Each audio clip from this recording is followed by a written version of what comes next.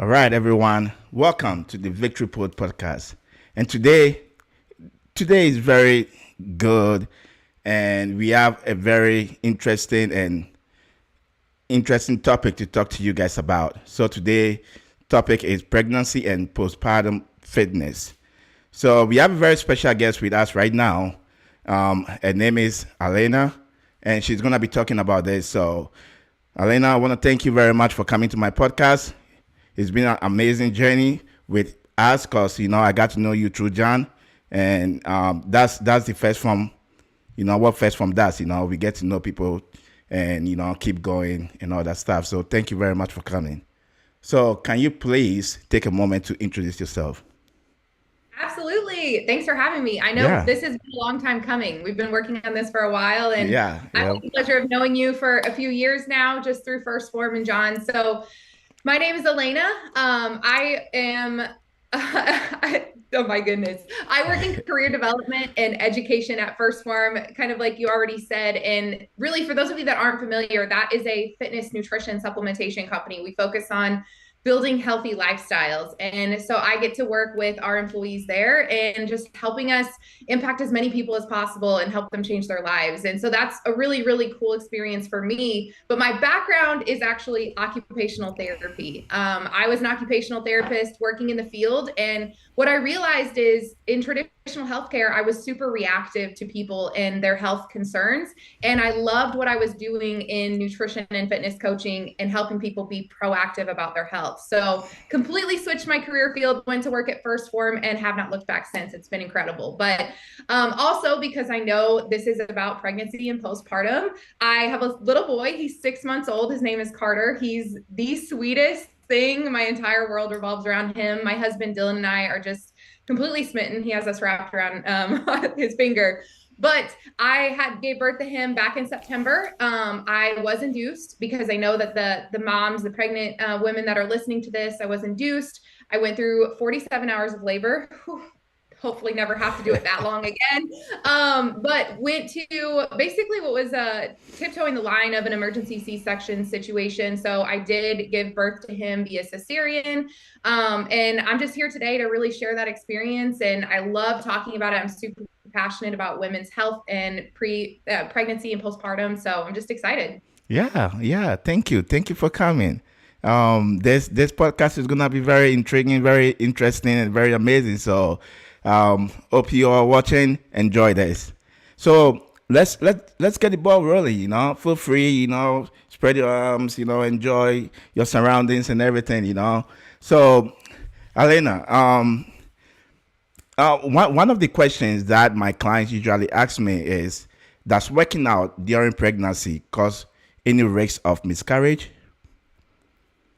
So it's such a hard question, okay? And in full transparency, I come from my own journey of struggling with fertility. And so there's always that fear. You want to do everything you can when you get that first positive pregnancy test to take care of that little baby that you're growing. And of course, I can't say, exercise won't cause you to miscarry. There's 0% risk, right? It'd be impossible to say that, and that just wouldn't be right. Of course, there's always going to be risks. One thing I can say is whenever we were starting our family, and once I had got a positive pregnancy test, I got a very strong relationship with my OBGYN. And that's someone that I leaned on, and I really made sure that she got to know us and we got to know her.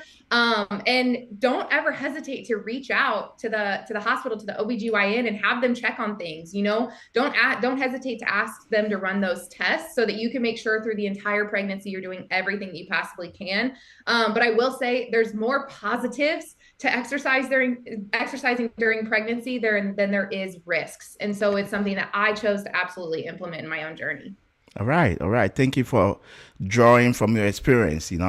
And as we go through, the questions by my clients and other people, I would like for you to again draw from your experience. So thank you for doing that. So my next question is, what trimester did you start training during and after pregnancy?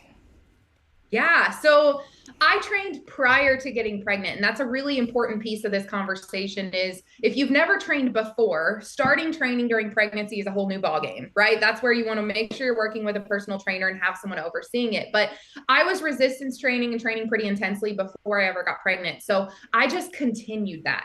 Now, I will say I was really sick during first trimester. Like if I could go for a walk and didn't get nauseous, that was a win. So you navigate that based on what your symptoms are. But because I had trained before, I did train all throughout my pregnancy. At week 37, I stopped doing really intense workouts. Like I remember I was 37 weeks pregnant and I did a CrossFit workout with the team, of course with some modifications, but after that I just focused on walking and movement. So that was my pregnancy journey with exercise. And then postpartum, I began short walks. Remember, I had a cesarean, so I was very sore. However, I will say movement was key to healing at a quicker rate with that. Like the more I could just get up and move a little bit, walk around the house a little bit. At 2 weeks postpartum, I started taking short walks in our neighborhood. I would pick the most level roads that I could find. And I could only do like a quarter to a half mile at first, but then I would work my way up. So about 2 weeks postpartum, I started just walking. And then I was cleared 6 weeks postpartum to start resistance training again by my doctor. So I was super excited about that. That was the best feeling to be able to pick up some weights again. Oh, wow. Very interesting. Again, I'm not a lady, so thank you very much for for explaining all this. Yeah, yeah. So one of my clients asked me, so is there any like guidelines or precautions to take or follow when exercising during pregnancy? Yeah. So it used to be that exercise was something you shouldn't do during pregnancy. And Okay. now they've realized the importance of continuing this and the importance of movement. And so there's a lot more, people in traditional medicine and healthcare that do support this. Thank God, because I think it's such a great thing. But there's just a few rules that I had for myself. And the first one was to use my best judgment. Okay. I always listen to my body. If I was in a workout and I didn't feel like something was really best for me or baby, or the adapting ways that my body was changing, then I would adapt the workout. So that was my first rule. My second rule for myself is, Alanna, you are not chasing PRs right now, because we all want to hit those PRs. We want to throw on that extra 2.5 or 5 pounds, right? But I wasn't chasing any PRs. I was just showing up and being consistent. The third thing is, I started to notice throughout the pregnancy that some exercises would cause coning, right? Which is with those abdominals starting to separate, your pregnant belly will start to make almost a triangle, it'll cone. And so anytime I noticed that, I used that as a cue that I needed to modify the exercise. And then fourth rule, which is, pretty common sense, safety first, right? I didn't do any crazy workouts with the team where there was high impact or chance of someone running into me, hitting me, throwing weight around too crazy. So safety first, and just really using your best judgment. And if you have questions, ask. Nice, nice. This is very informative. So thanks for sharing all that. Um, so as we on the topic of exercising and training and all that stuff, what are some key elements or areas that maybe my client or your client or other people watching this um, should focus on during pregnancy? The biggest thing I focused on was pelvic floor strengthening. So Okay. this is a strategy that a women's health physical therapist can help someone build an exercise program for if needed. But it's basically strengthening those muscles that are holding everything in at the bottom before delivery. So they're carrying that growing baby now, but it also plays a role in just continence after birth. It plays a role in core stability and lots of things related to your pelvic stability. So I did pelvic floor strengthening every single day. And on top of that, just doing some resistance training. It's just really important to keep that strength and just to keep yourself moving and prepare yourself for everything that's going to come after delivery. Oh, nice, nice. So this is very interesting about the pelvic floor training, because one of my clients do have like the what do we call it, the abdominal pelvic symphysis. Is that how? Yeah, yeah. So The peanut emphasis. yeah, yeah. So this is very interesting, and I hope she's listening to this and taking notes about it. So thank you for sharing that. Okay. So so as we continue, can training, right, improve sleep whenever you guys are pregnant? That does it improve that? I'm honestly not sure on that one. I haven't read any specific research on Okay. training and sleep during pregnancy. That would be a really specific study to do. But what I will say is insomnia is not unusual during pregnancy. So if you are training and you're struggling to sleep, just know that those things probably aren't correlated, because it's not abnormal to have insomnia with pregnancy. I remember when I was pregnant, there would be times where my body would wake up at 1 a.m. and we were up for the day, and I was like, okay, here we go. But one thing I did that helped a ton with that, if someone is pregnant and is struggling with sleep, is I used magnesium, and that was something so helpful for me. Obviously, consult with your OBGYN. Mine personally was okay with it. But magnesium is something that a lot of us are really deficient in. And while it doesn't help us stay asleep, what it does is it helps your body to relax. It helps those muscle fibers to relax. And so during pregnancy, when there's all these changes happening in your body, it's really typical for us to have that muscle tightness and tenseness, right? And things are Yep. changing and a lot's happening. And so magnesium can help you relax and ease into some good quality sleep. And that made a huge difference for me. Okay. Thanks for sharing again. So so again, this is from my client's view, right? So why is it important to keep training and exercising during pregnancy? I mean, I always say, okay, you should have a goal with your training. And with your background, you know this, right? You know, Yeah. with physique competitors, there should always be a goal. But also remember that you train for your life. You train so you can show up for the rest of your life. And I think just taking care of your body, whenever you train through pregnancy, it helps to have less pain through that pregnancy. It helps with stretching and muscle recovery to be more comfortable as your body changes and adapts. It helps prepare you with the strength for delivery, because 47 hours of labor was like the most intense workout I've ever done, but it helped to prepare me for that. And then when it comes to recovery, if you've trained leading up to this event, this big life-changing event, if you've trained your entire life, or the past 9 months leading up to this, then when your body needs to recover, it's going to be equipped to do so. I firmly believe a lot of the nurses on the labor and delivery floor commented on how quickly I recovered and got up and got moving after my C-section. And I attribute that to training before. So I always tell women, train, because then after, your body is fighting to get back to a sense of normalcy, and to get up and get moving takes a lot of strength. And you Mm, can train for that moment. Never mind the fact of just picking up your child, carrying your child. You now have this little human that's going to be glued to you. So all of those things can be super helpful. sweet, sweet. Thanks again for sharing. So you did give a lot of pros about this question. However, based on your experience, do you think there are any complications when you train during pregnancy? Are there any complications at all? I'm sure there are complications. Some women will have spotting or bleeding whenever they train during pregnancy, and that's a huge no-no. So obviously, if that happens, you want to go down to something very light intensity, like just walking. Those are things I always say, handle those obstacles as they come with your OBGYN. Okay. And that is your greatest resource. That's why it's so important to have that good relationship with the person who's going to be delivering your child and guiding you through these next 40 weeks.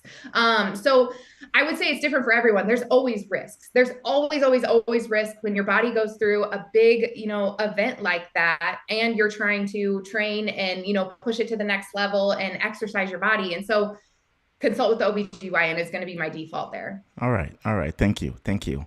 Um, so, you work for First Form. I'm a very big supporter of First Form. First Form teaches us about mental toughness, right? Always, Mm-hmm. always. So, how did you, um, you know, learn to keep going like training and keeping healthy during pregnancy. How did you do it? It's not something that you just flip a switch and it Okay. happens. And I'm sure you've seen this in your own fitness journey. You probably see this with your clients. Mental toughness translates to all areas of life. Yep. And whenever I approached pregnancy and delivery and postpartum, I approached it just like I do any other difficult thing in life, any other difficult workout. I go into any workout and I have this saying that I always repeat in my head whenever I enter a tough workout, and it's pain is temporary, but it is inevitable in the pursuit of anything worth having. Pain is temporary, pain is temporary. And I found myself, it's so funny because I've used that during a lot of hard training sessions.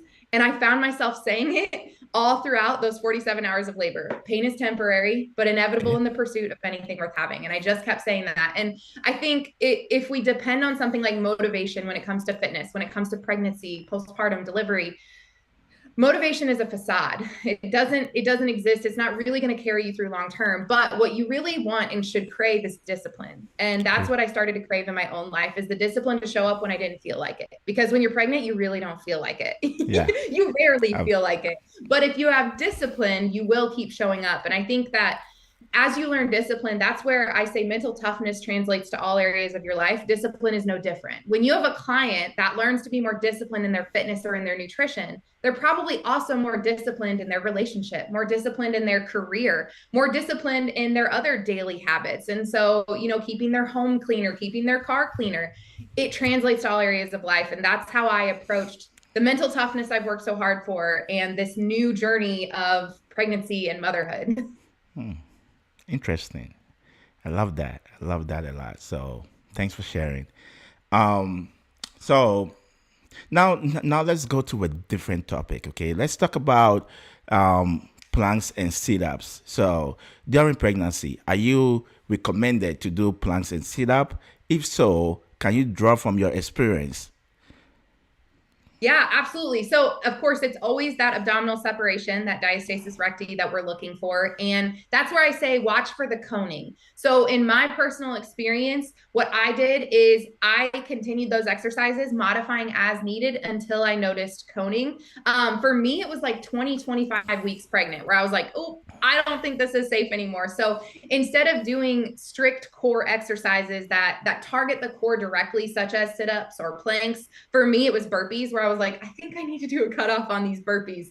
I started to replace that strict core work by just engaging my core with everything I did, right? So when I put a barbell on my back and I was going to squat, I made sure that I was really taking a moment to engage my core before I would go into that deep squat. And I just used all of my other exercises to replace that, in addition to the pelvic floor strengthening, which is something I continued and just modified throughout my entire pregnancy. So when you talk about entire pregnancy, um, I want us to be a little bit specific. Okay, let's talk in terms of trimester. Mhm. What did you do in terms of each trimester that you went through during for your ab training? What did you do?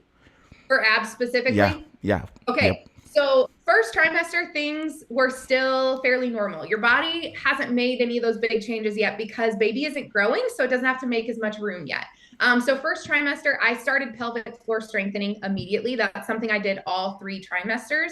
Second trimester is where I started to notice some changes happening. And by the end of second trimester, I would say I was no longer doing sit ups, crunches, planks, anything directly targeting the core by the end of second trimester. I started to notice that coning. I didn't feel like it was best for me to continue with those. Third trimester is where I really just focused on engaging my core through the rest of my exercise. I was starting to really get that big round belly. None of my clothes fit anymore. You buy a whole new wardrobe, all these things. But I still continued that pelvic floor strengthening, and I just adapted a lot of the movements so that I wasn't laying on my back anymore, because that baby's weight puts pressure on your spinal cord. So everything I did was pretty much against a wall or on all fours and just adapting from there. All right, nice. Thanks for explaining all this. And I hope those watching are learning a lot from this. So yeah, thank you very much. So now let's move on. Let's move on to um, postpartum. Okay, so after that, after giving birth, how do you strengthen or get back your firm and you know good abs? how did you go by doing that? Everyone wants it. I don't know that I'm there yet, Everyone, but we're everyone, working on everyone it. wants it. Um, Yeah. I would say that, okay, I'll give you a couple key things just from my own experience. And the first one is training all throughout pregnancy, right? You don't want to take those 9 months completely off. It's going to take you at least 9 months to get back to where you were if you take 9 months off. That's Hmm. just something to consider. So continuing to train is really important. Continuing to strength train, even if it's at a lower weight. The second thing is all throughout pregnancy. Now, remember, first trimester, I was very, very sick, but I focused on protein intake. If I wanted to support that lean muscle mass, especially in the booty, I knew I had to eat enough protein to support it. So I tracked my food and continued to focus on protein intake. But after pregnancy, if you want that body back, and it's really tough, especially if you're breastfeeding, just know you're fueling based on performance or physique. At this point with breastfeeding, it's performance. And when you're fueling for physique, you have to make sure you're focusing on nutrition first. Strength training is going to help to build out and strengthen that muscle mass, but nutrition is going to create the physique that you want. So if you want that body back, right, you're going for that hot mama look, then you want to make sure you're tracking and focusing on calories and protein. And that's going to make the biggest difference because new moms want to feel like themselves again. They want to lean out, they want to see that muscle tone, and all of that comes from calories and protein. All right, all right. Thank you, thank you. Um, so you did mention something. You did mention the keyword called the booty. That's what most girls want. Most girls after pregnancy, that's what they want. They want that shaped and big, firm. you know they want it to be honest. Absolutely. So I know you have years of experience, you have friends that have gone through that. Can you share some lights on this for us? I mean, I would say it's keeping it simple. We overcomplicate it. There's no need to buy a booty program or, to just be doing tons of booty exercises. Sticking to a traditional training program that includes squats and deadlifts and all of those good exercises that we do in most strength programs are going to help get you there if you focus on diet. That's the hard part is as a new mom, you got to remember to eat. You got to take time to cook clean food. You got to make sure you're tracking your food. And those are all things that we struggle with as new moms. But those are the keys to success if you want your physique back. And myself and a lot of the women that had children right around the same time I did, we're just focusing on that, going back to the basics of calories and protein, daily movement, and drinking enough water. And you just have to let time work with you after that. Nice, nice, nice. I'm just saying yep, yep, like I know what's going on. No, Yep. yeah, but yeah, I'm drawing from experience based on my clients. So, but yeah, thank you very much, Alina, for sharing all this. So, before I leave you though, my last question is: can you give us any tips, advice, recommendation on on this topic? Can you please share some insights? Yeah.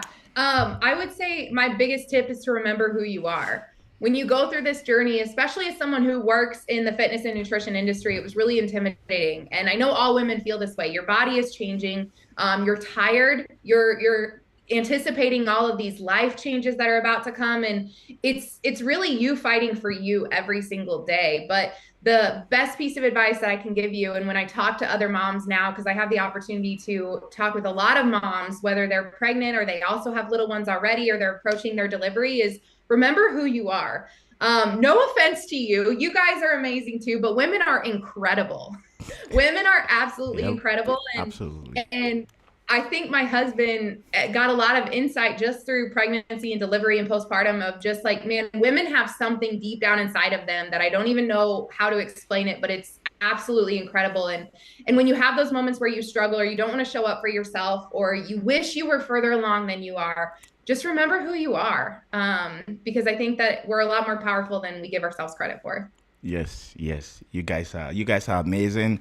Um, I'm very, very thankful for you guys. So keep doing what you're doing, and Alina, I want to thank you very much for coming over here today, sharing your insights about this topic because you've been through that. So thank you very much. So for everyone watching, I want to thank you all for coming and watching this interesting topic. I hope you all learned a lot. and definitely gonna see you on our next podcast where we're gonna be talking more about the training aspect of the apps, the building the bot and everything. So we're gonna be talking about all that. So thank you very much for watching, and Alanna, thank you very much. I hope you all have a great day. Thank you. Thank you.